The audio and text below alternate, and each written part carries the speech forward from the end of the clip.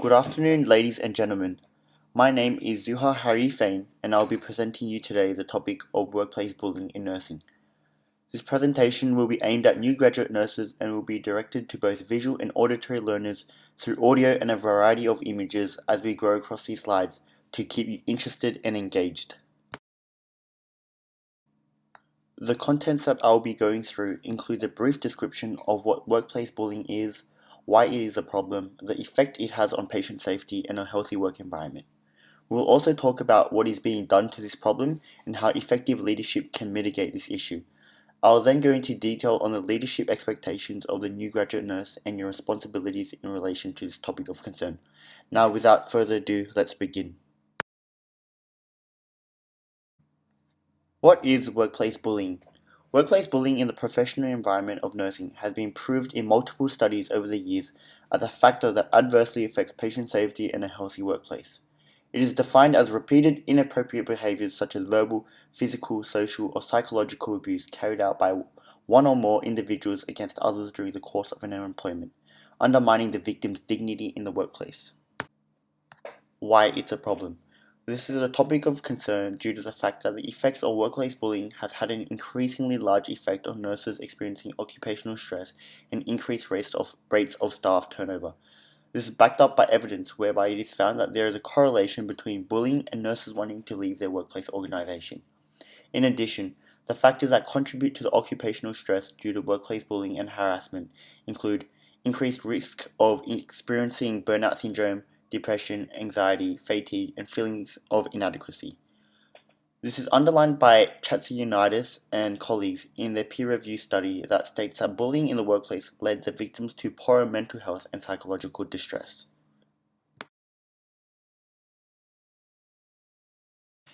The effects of workplace bullying on patient safety and a healthy work environment. Nurses who are stressed out or burnt out due to working in environments which are not accommodating have a logical connection to increased likelihood of being unable to competently practice, increasing the margins of clinical error and therefore putting patient safety at risk. These errors and impedances to quality care practices are underlined in the contemporary 2017 research study by Hook and Colbert, which underlines that workplace bullying has associations with increased patient falls, medication and treatment errors, delayed care, adverse events or patient mortality, and decreased patient satisfaction.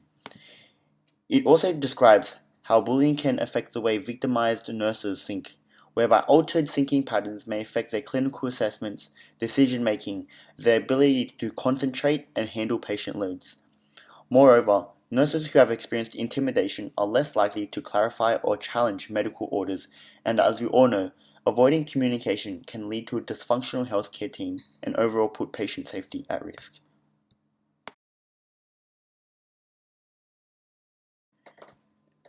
Continuing on, it should also be known that workplace bullying creates a toxic workplace environment, whereby exposure to significant workplace bullying leads to low morale of staff, increased rates of absenteeism, work dissatisfaction, and decreased productivity of the work environment. What is being done to the problem? Policy and procedures are put in place to set out the principles and processes which guide the prevention, identification, and elimination of unacceptable workplace behaviors, such as harassment, bullying, discrimination, and sexual harassment. NSW Health is committed to creating safe workplaces and aims to provide an environment where the workers are treated with respect, courtesy, and dignity. This is done through the implementation of the policy directive, prevention and management of workplace bullying in NSW Health. It aims to implement education, training, and awareness raising strategies that ensure workers understand their responsibilities and rights in regards to acceptable professional behaviors.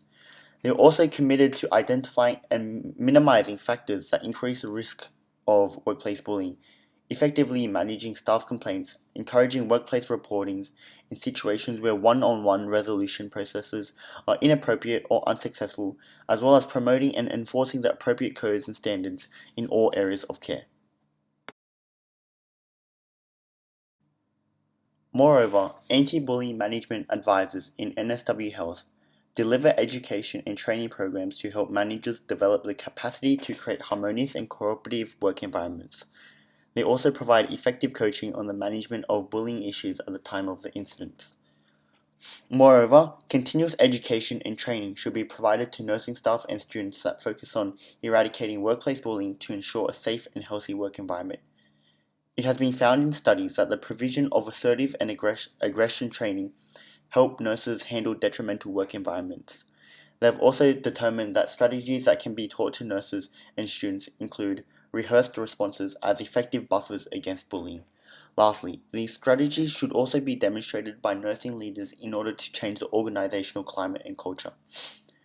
Furthermore, psychological support provided at work, such as counseling, has also been found to protect staff from the detrimental effects of workplace bullying. How effective leadership can resolve workplace bullying. Effective leadership is essential in disseminating the message that bullying is not tolerated and helps empower managers and staff to report and proactively respond to bullying incidents. Examples of effective leadership include following anti-bullying strategies and policies and acting in ways which buffer against bullying. This includes showing moral courage through crucially and constructively confronting the behaviors of the bully perpetrators. By demonstrating these behaviors, nurse leaders are able to actively lead by example and effectively deal with and mitigate workplace bullying. Clinical nurse leaders can also effectively identify those who appear distressed following an incident of bullying and can create opportunities for the victim to respite from patient care, allowing them to discuss the distressing events. By doing this, we are able to identify the root cause and uncover the triggers associated to these detrimental behaviors. Furthermore, effective leadership by nurse leaders can help advocate change through engaging avidly in legislative changes and policy making aimed at abolishing bullying in the workplace. By working together with all sectors such as policymakers, hospitals, and physicians, nurse leaders will be able to ensure that all suitable resources are available to resolve workplace bullying. Leadership expectations and responsibilities of the new graduate nurse. The Australian College of Nursing states that the nursing work environment has a direct effect on nurses' ability to provide safe, quality, and effective care. Therefore, it is the expectation that all nurses, including new graduates, have a role in fostering and maintaining a positive work environment which is free from bullying.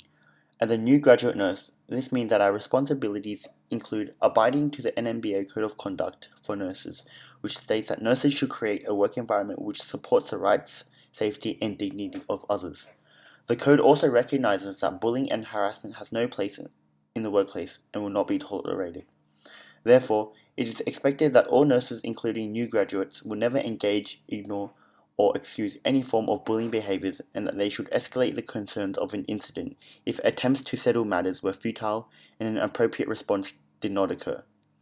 In these cases, new graduates are expected to follow the registered nurse standards for practice, which states that notifiable reports should be made of healthcare workers if they are not behaving in ways which foster therapeutic and professional relationships.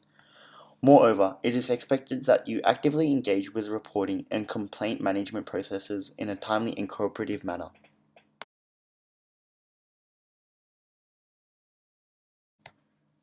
Also, according to the International Council of Nurses Code of Ethics for Nurses, it is expected of the new graduate's scope of practice to sustain collaborative and respectful relationships with fellow co-workers which is free from bullying. This includes developing constructive and supportive relationships, valuing kindness and respect for others. In this way, we can all help in disseminating bullying cultures in the workplace. New graduate nurse leadership expectations also include abiding to anti-bullying policies and utilizing anti-bullying strategies provided in education and training days to help handle negative work environments. It is within your scope of practice to demonstrate behaviors which promote a healthy workplace and should lead by example to change organizational cultures of bullying. Slide 12 and 13 will be the reference list. Thank you for listening.